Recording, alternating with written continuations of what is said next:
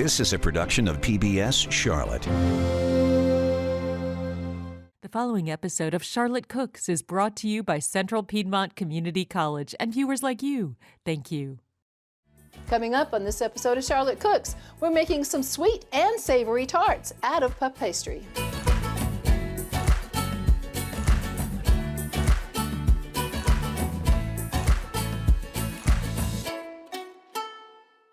Welcome to this edition of Charlotte Cooks. I'm Chef Pamela Roberts, and I'm glad you're here with me today because we're going to make something that's really kind of fun and special, and who doesn't like puff pastry? So I'm going to show you today how to make some nice puff pastry shells, and we're also going to be filling these with some sweet and some savory fillings.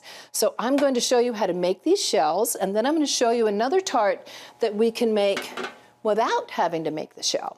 So let's get started on the shells first. So the first thing you're going to need is a beautiful piece of puff pastry. Puff pastry is multiple layers, like thousands of layers of dough and basically butter.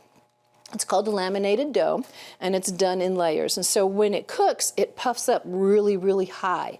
And so if you have scraps of puff pastry, if you roll them up in a ball, it's not going to be any good. You have to keep your layers in order so that they can continue to rise.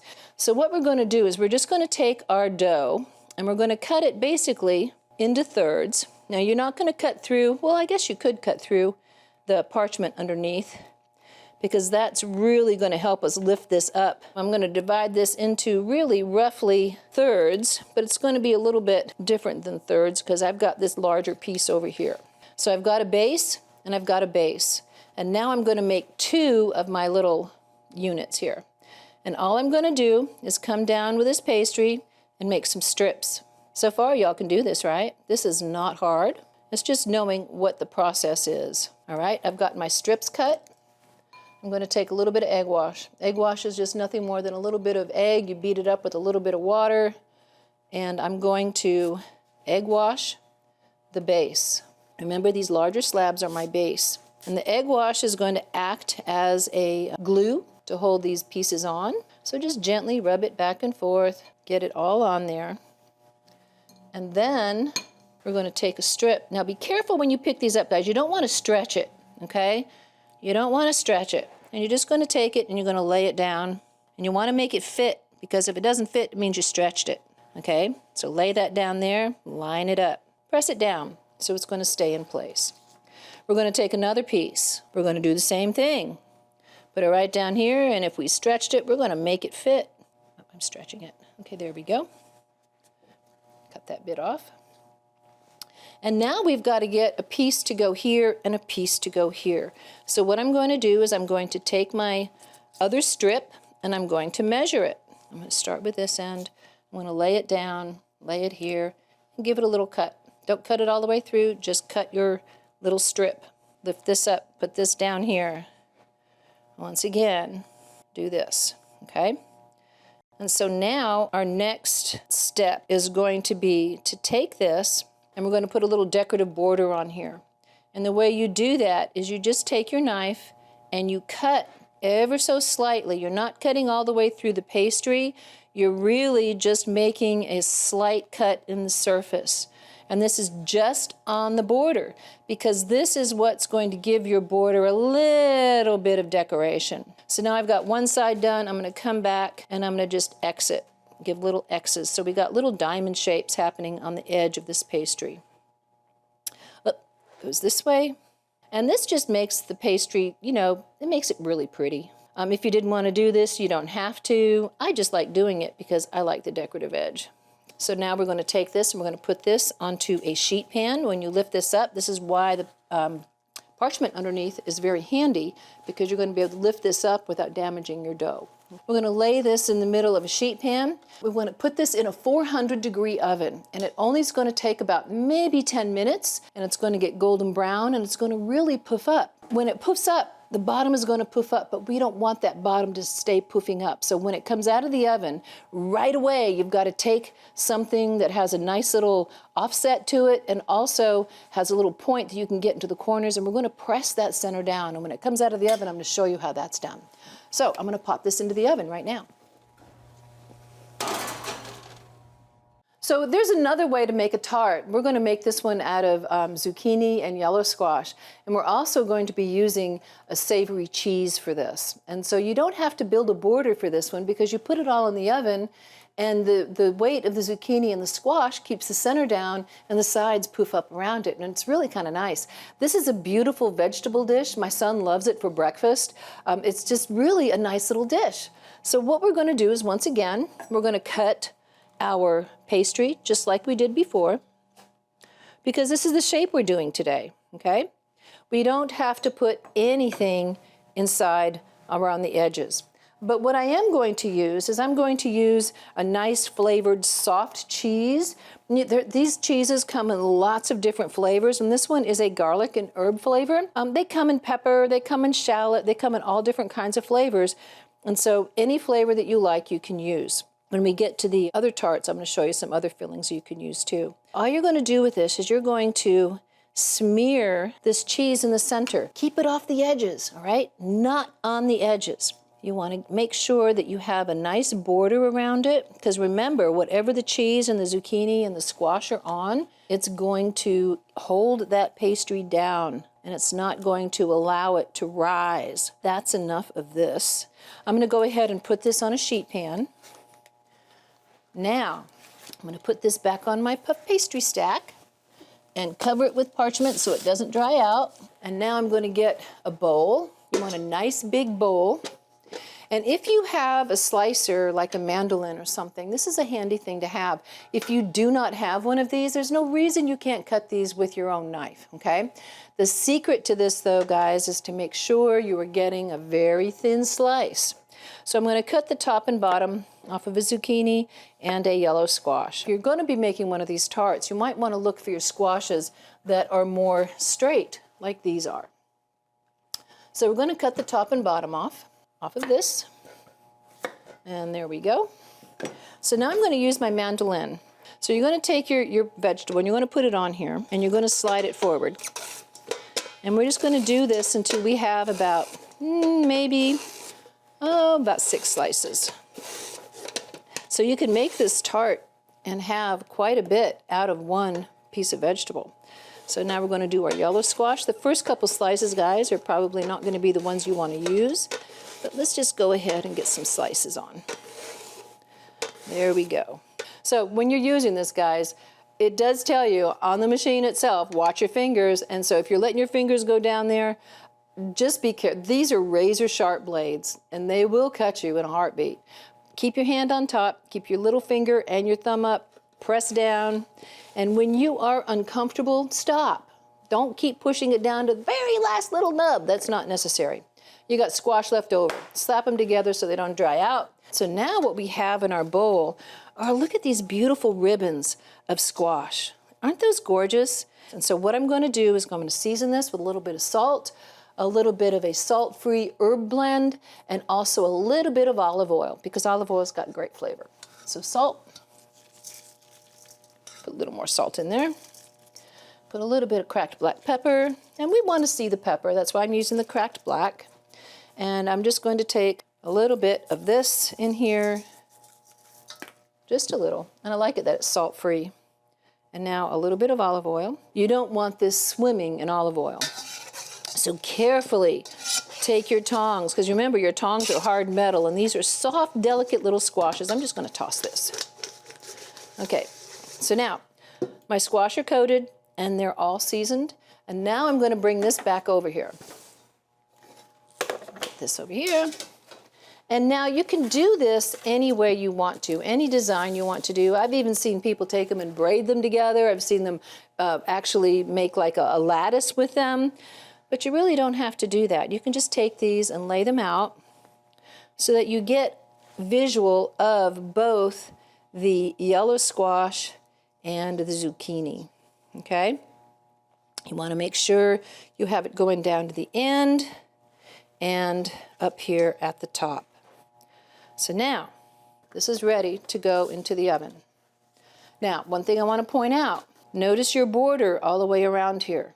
This is going to puff up all the way around and it's going to give you that same kind of shell that we have in the oven right now that's baking, that's going to be a lot like these. let me talk about egg wash. If you put that in the oven just the way it is, it will come up and it will be, it'll be pastry, but it's not going to be shiny. So if you want it to be shiny, just take a little bit of your egg wash. Remember, egg wash is egg and water.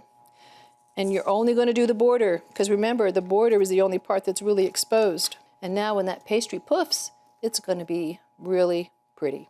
It's going to have a nice little golden brown shine to it. So once again, 400-degree oven, and this is going to take also about 10 minutes. So now we're going to start cutting our peaches, but before we do that, I have a sneaking suspicion that that puff pastry we put in the oven earlier is going to be ready. So let's take a look at that one real quick. This is what it looks like when it comes out of the oven. Isn't that great? And so something you have to be aware of is that there's no room for any kind of a filling to go in the middle here that we can stick our stuff on. So we have to push this down. You got to do it carefully, okay? So all this is a bunch of air. So I'm going to make a little slit in here. So it's really not, you can't really see it. You have to be careful with this, guys, because it's really crumbly, okay? And you have to do this when it right comes out of the oven, because if you wait until it cools, it's just going to fall apart on you. Press gently. Turn the pan around. Press gently. Now remember, we put those slits down the center, so all the steam now is coming out of those little slits. And it's the steam between the pastry layers that makes this pastry rise. Now look at that. Now see, this shell is ready, whatever filling we want to put in here. I'm going to let this cool down, because we do have some fillings that we're going to put in here that we don't want them to be warm or hot. So I'm going to let this guy cool down while I do some peaches. There is a difference between peaches. Peaches can be what we call clingstone, which means the flesh will cling to the stone, or peaches will be freestone, which means the flesh will easily be removed from the stone. So let me show you. I believe this one's clingstone, and I believe this one is freestone. How do you know? Sometimes you just have to trust your farmer, and sometimes you have to trust the signs, but this is one way to tell. So if I cut this like this, and one thing that I've found about peaches sometimes is that when you cut them, sometimes the stone inside will split in half. So instead of cutting it along this line, I'm going to cut it opposite that, because this is where the seam of the seed is inside as well. So just cut it in half all the way around, put your knife in, go all the way down to the stone, and then let your knife, ooh, look at that juice, I'm going to capture that juice. Let your knife go all the way around the peach. Take your peach and pull it apart. Oh, are you not going to be clingstone? Ooh, no. This is a clingstone peach. If I keep trying to pull this apart, I'm going to turn this into mush. So this is how you get a clingstone peach to actually come off. Take it, just get your knife down to that stone. Get it down to the stone and just give it a little sideways swish. A little sideways. Oh, this is coming off now. Okay, you can come off. And this way you're going to not leave much flesh on the stone, and you're going to get all of your peach, and you're going to have nice shaped wedges. But the next thing we're going to do with these guys is we're going to take these, and we're going to, here's the stone. Come on. There's the stone. And I'm going to put this on the cutting board and give it a little thinner slice. So I've got a warm cast iron skillet here. I'm going to take a couple drops of oil. Now, we're not frying these. And the only reason I'm putting a couple drops of oil in there is to give the bottom of this pan a little bit of moisture so the peaches don't stick, okay? Just drop them in here.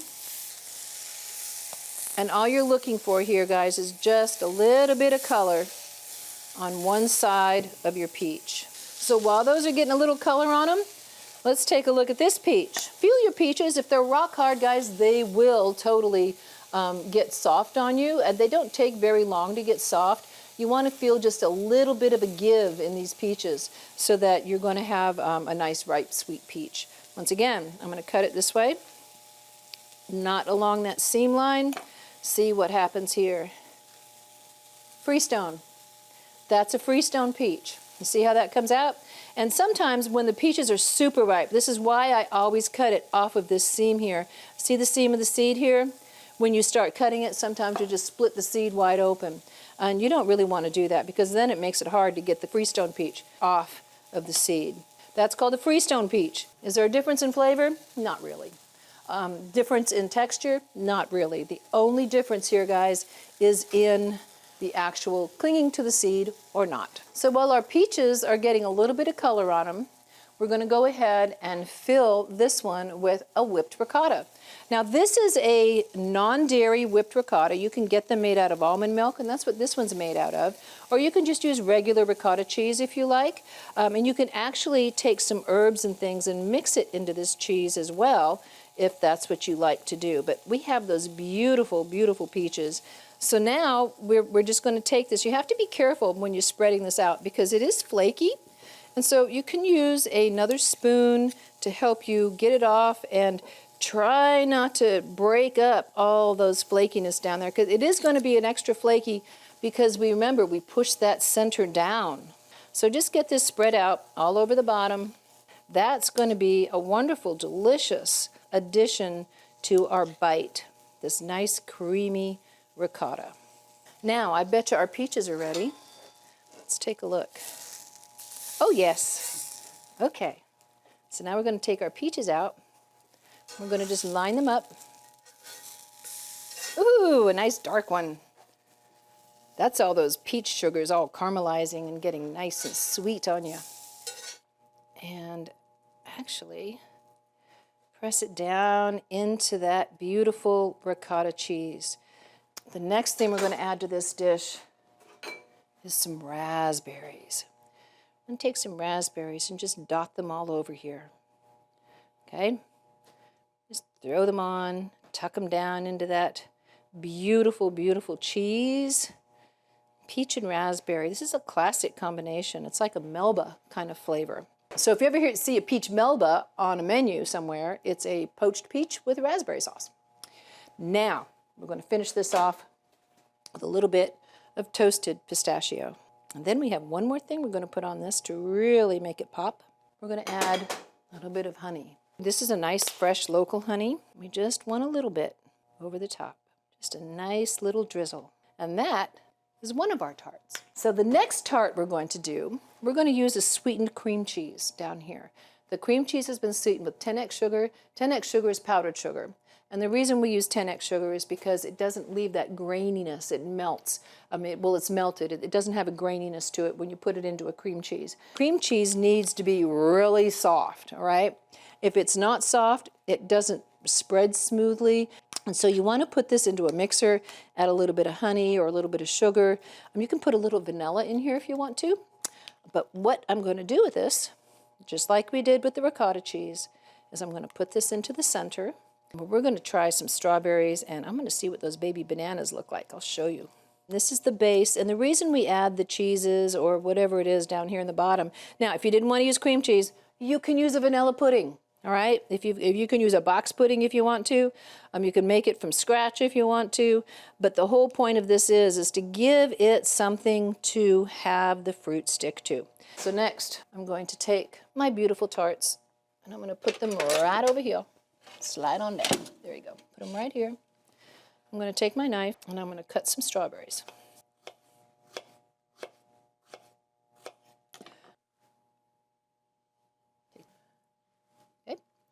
We have 3 rows of, let me show you these bananas. Look at these guys.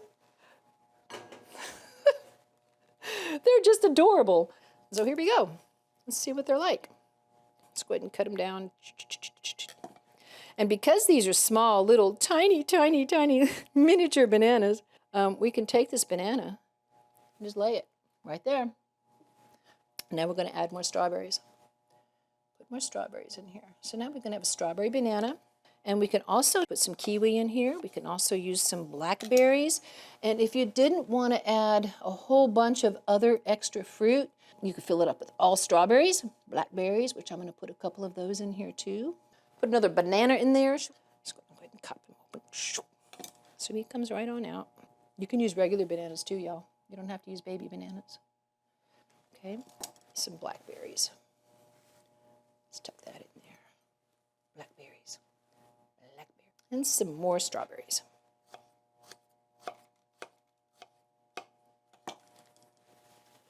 Very amazing combination with strawberry. And there's this one. Let's see if we can put some almonds on here maybe. A little bit of toasted almond on top. And once again, if you wanted to put some honey on here, you certainly could. We've got to get the one out of the oven. Let's get that zucchini out of the oven. Ooh.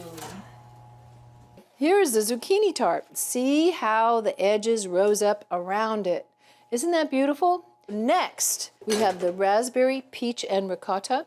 We are going to have a sweetened cream cheese with strawberry, banana, and blackberry with toasted almonds.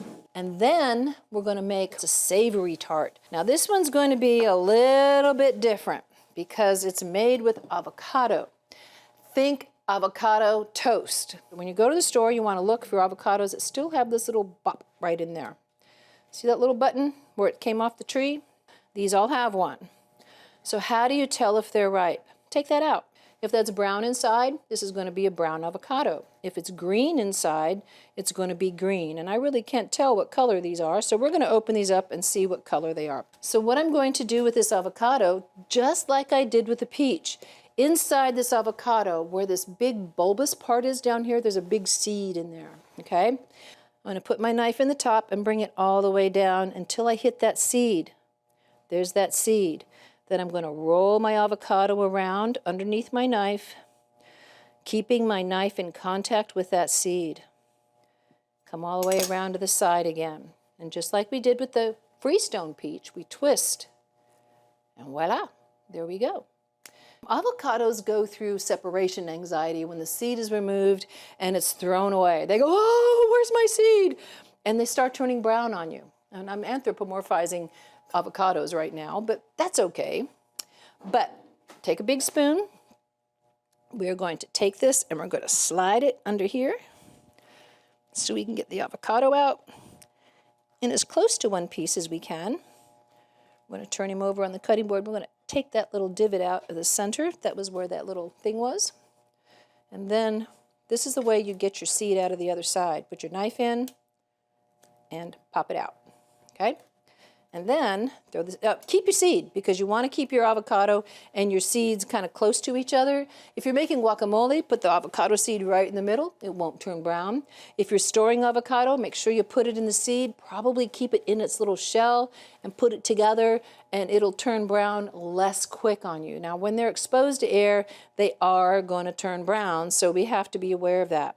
One of the things that we can use to prevent that from happening is lemon juice and the seed.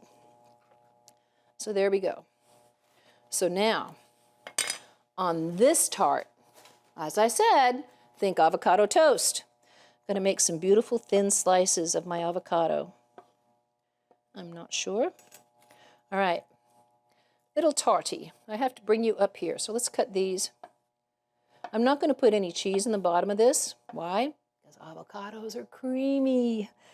And now, I'm going to take these avocado slices, and this is the tricky part here because you've got all these avocados here. Now we just want to cover this entire bottom of this tart with the sliced avocado.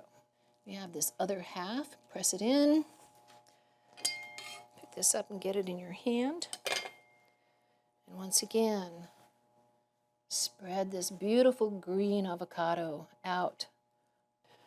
I'm going to bring a beautiful variety of tomatoes. We've got yellow tomatoes, we've got the green tomatoes, and all I'm going to do is slice these things in half and start putting some different colored tomatoes on top of this. Now, if you didn't want to do the whole halves, you can cut them into quarters. There's no reason why not. So you have a different shape and a different color and a different size. We're just going to do this with a few different kinds of tomatoes. This is a pretty one. Make sure you wash your tomatoes first, y'all. I'm going to add some radish sprouts. And radish sprouts have a nice tang to them. They've got a nice little bite, just like a radish does. But you do remember, your sprouts do have flavors. And so having your radish sprout here is going to add a nice little spice to this avocado.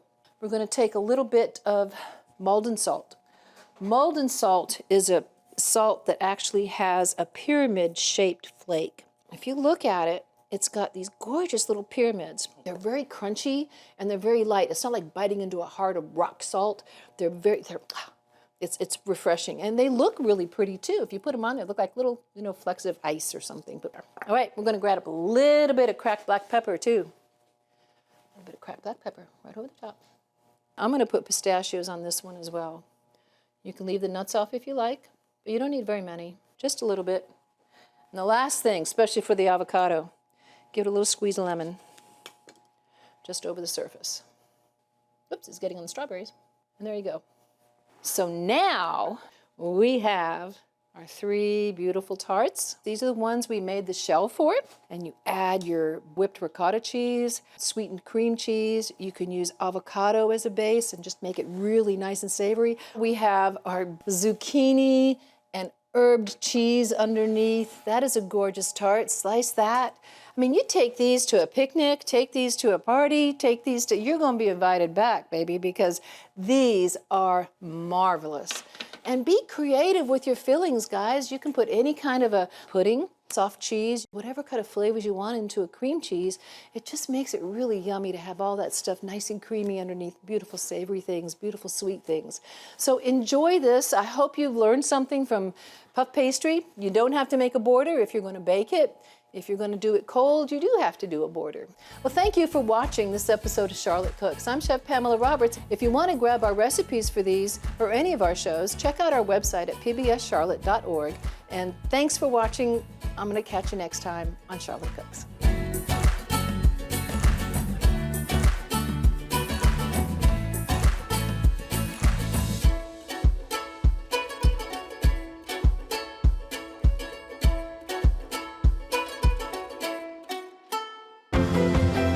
A production of PBS Charlotte.